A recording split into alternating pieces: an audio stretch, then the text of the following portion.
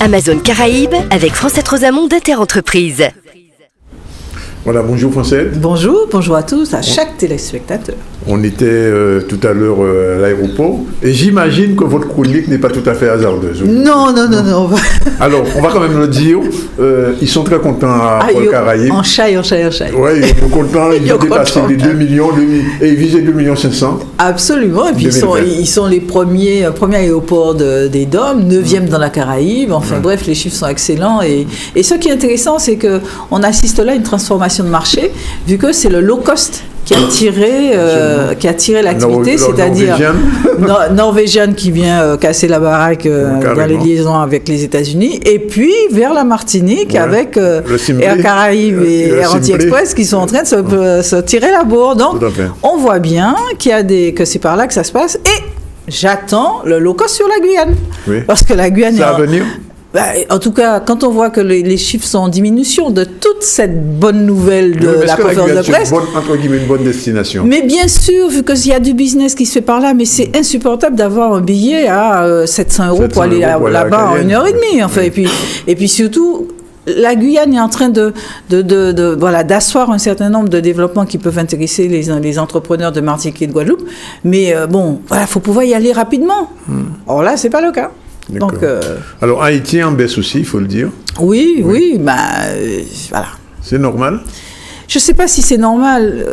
Moi, je crois qu'à un moment, on peut avoir des espoirs et puis après, on a la dure réalité. C'est-à-dire, si le business ne se déploie pas comme il faut, si les infrastructures... Parce qu'il faut bien comprendre qu'un business est structuré par un certain nombre de choses. Donc, l'assurance que quand on va construire, que ça ne va pas être capté par l'État ou autre chose... qu'il y ait une organisation, par exemple, du port, du transport, de l'aéroport, du port, etc., des infrastructures routières, et puis que tout ça soit dans un contexte juridique relativement sain. Or, les choses sont au chemin. Vous avez la chance de pouvoir intervenir sur les 3 régions, Guadeloupe, Martinique, Guyane, avec votre journal Inter-Entreprise. Qu'est-ce qui empêche à l'aéroport de Fort-de-France et Messager d'atteindre les 2 millions? Simplement... Parce que c'est la même clientèle, c'est le même attrait vers Paris, ce que j'ai compris. Qu'est-ce qui empêche, c'est que pour la politique, déjà, l'agrandissement n'avait pas eu lieu. Il faut savoir que la Martinique a progressé, mais là, ils sont au taquet sur les progressions qu'ils ont eues. C'est-à-dire, par exemple... les fréquentations tête de ligne, c'est-à-dire plus en plus de compagnies maritimes de croisière qui viennent avec des avions, etc. Ils ont dû réaffecter l'ancienne aérogare qui était devenue une zone d'autre chose, service, pour pouvoir faire l'accueil là, parce que la plateforme telle qu'elle existe aujourd'hui est saturée. Donc en fait c'est ça aussi, il y a un plan de développement qui a été présenté aujourd'hui même, donc les 2 aéroports faisaient leur présentation en même temps et qui va, je pense, remettre l'aéroport de la Martinique dans la même dynamique. Il y a des compagnies qui sont intéressées, etc. Donc je pense que les Antilles françaises d'une manière générale sont dans une dynamique favorable, mais il faut des infrastructures. Et ce qui est intéressant, c'est que la Guadeloupe est partie première et l'aéroport régional est un vrai outil de déploiement. La Martinique va s'agrandir sur la partie fret, donc quand on regarde l'aéroport, c'est sur la droite, et puis va mettre un antillopole comme il y en a un. Donc voilà, les investissements sont lancés, les appels d'offres sont lancés, il y a uniquement des gros faiseurs internationaux qui ont répondu, ce qui veut dire que nos plateformes intéressent. C'est pas du 2e choix, c'est du 1er choix, genre Vinci, voilà, des gros trucs. Donc, non, je pense, là, on a eu une ère où on a géré en bon père de famille l'existant. Maintenant, on se remet dans une dynamique et on regarde partout. C'est-à-dire aller chercher des lignes, trouver... et avec les ports. Et ça, c'est des dynamiques intéressantes. Et j'arrive à mon point de ma chronique, c'est qu'il y a eu en décembre, pour la première fois en Martinique, le 25e congrès des aéroports de langue française, qui au passage est devenu les aéroports francophones, comme ça, voilà. Et ils ont créé, francophones dans le monde, et ils ont créé une commission Caraïbes. C'est-à-dire que nos aéroports, donc Fort-de-France, Martinique, Guyane, Saint-Martin, Saint-Barth et Haïti, demain, se sont regroupés pour traiter ensemble des problématiques communes. Ça aussi, c'est un signe fort qui montre que tout le monde est dans la direction d'une part, de plus se tirer la bourre, et deuxièmement, d'aller capter ensemble des marchés. Et quand on regarde les premiers... Et qui est-ce qui est président ça? Monsieur Bièvre, votre encore lui. président de conseil de surveillance. Voilà. Donc, et quels sont les premiers travaux?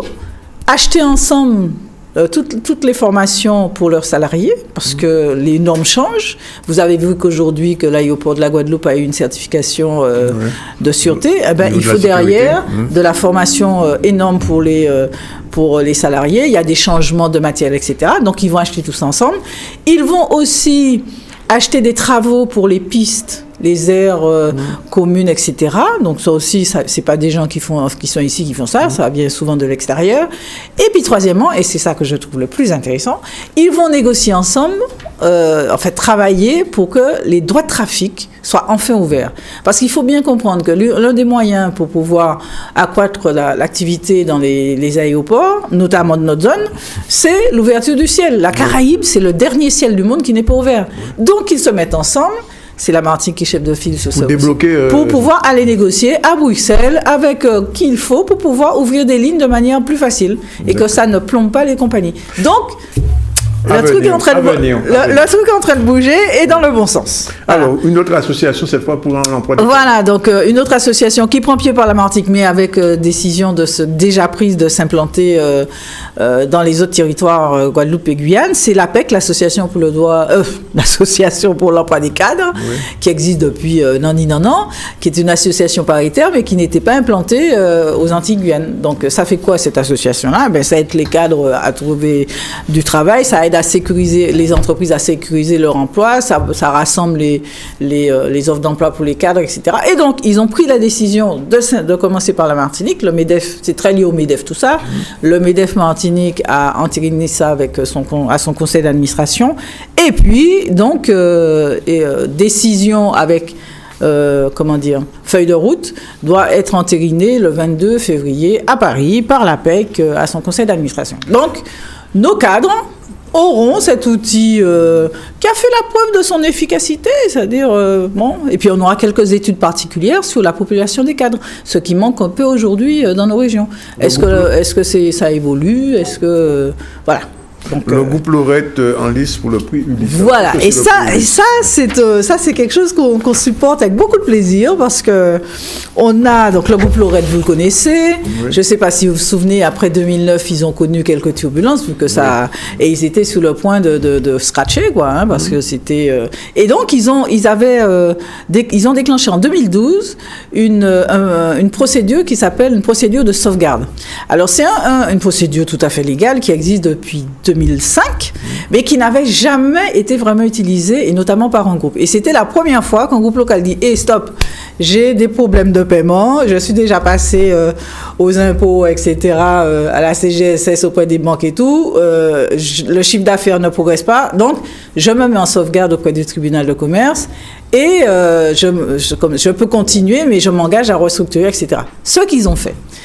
Alors, vous imaginez comment les banques à l'époque, quand on a fait notre une avec ça en disant un acte de bonne gestion du groupe Lorette en plan de sauvegarde, ils ont détesté parce qu'il faut savoir que les banques se payent bien quand les entreprises sont en difficulté et notamment, ils attendent avec beaucoup d'intérêt que des groupes comme ça peuvent être dépecés comment on dit ça, en appartement, quand il y a trop d'activités. Donc, du coup, voilà, ils peuvent retrouver leur mise avec quelques euros supplémentaires. Et donc, le groupe Lorette a réussi donc à se relancer. Ils ont vendu de l'activité, le câble à Média. On croyait que le câble les avait un peu plombés. Voilà, donc ils ont revendu le câble, ils ont revendu à Canal+, à Média, ça avait été vendu, etc. Et ils ont vendu des activités qu'ils avaient sur le continent et tout. Et donc, ils sont arrivés à retrouver de la santé. Et ils ont été sélectionnés à un prix national qui s'appelle le prix Ulysse. Alors, qu'est-ce que c'est ce prix? Alors, le prix, c'est un prix très particulier qui est au niveau européen, national européen, et qui récompense les groupes qui parviennent à retourner leur situation. C'est un renversement de situation qui était très périlleuse à bénéficiaires. Et donc, ils se retrouvent dans la shortlist de 4 entreprises finalistes. Et le vote a lieu en ce moment par Internet. Et c'est un jury qui est constitué de 200 professionnels spécialistes du refinancement, du renversement, etc., et de la restructuration de groupes, qui a présélectionné ces 4 entreprises, dont le groupe Lorette. Oui. C'est la première fois qu'un groupe local participe à ça. Et moi, je me dis, ça vaut le coup, parce que d'une fois, pourquoi ? Parce que ça envoie un message très clair qu'on peut se sortir d'affaires quand on est en difficulté, qu'il y a des outils pour ça.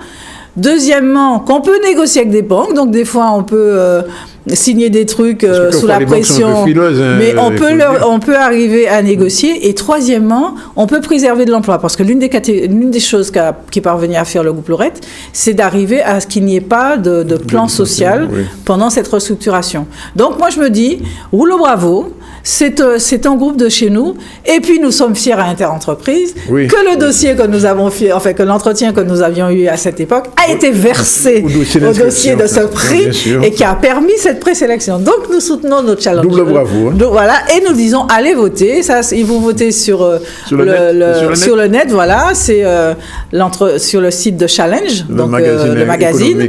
Et puis concurrent du vôtre. On va le racheter.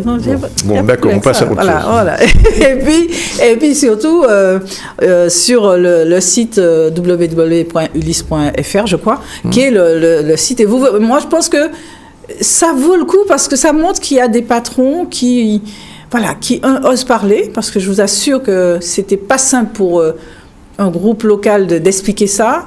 Et deuxièmement, bon, c'est possible, quoi. Donc, allez voir.